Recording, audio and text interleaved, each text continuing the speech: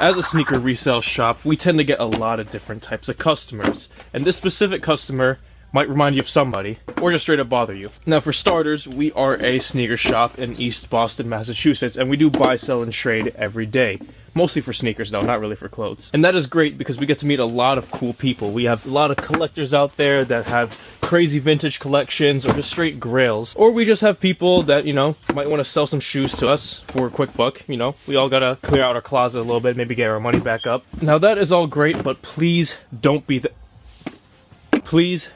this type of customer. I will call this customer the worn once warrior. Let's take these shattered backboards for example. These are pretty clean. I think they were worn, well, once. You can see as I'm photographing these shoes, they have very little creasing and they have all the stars. And there's just a tiny bit of heel drag. It's barely noticeable, but it's still there nonetheless. And because it is there, and there are many other signs of wear all around the shoe, these shoes are not brand new. Doesn't really matter if you wore them outside, if you wore them to the airport, if you just wore them in the house on a carpet floor for 8 hours straight.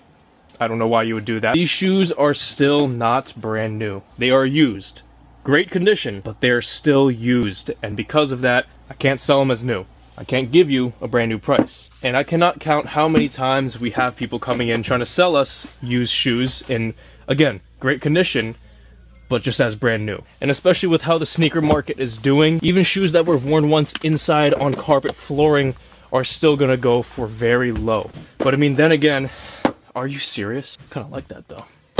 But then again, shattered backboards were never really going for much brand new anyway, so if they're used, don't expect anywhere near the brand new prices. Okay, so I just checked the market as I was editing, and I realized that market is about $20 different depending on the condition. And I know I say in the original footage that the market's very different, but in this case it's just slightly. But allow me to explain as I'm photographing these J Balvin 1s. For a brand new pair, I would be paying about $100 flat. For a used pair, I would be paying right about $80. If I paid $100 on a brand new pair, I'd sell it for roughly $120. If I paid $80 for a used pair, I'd try to sell it for $100. Both ways I'm profiting about like 20 bucks.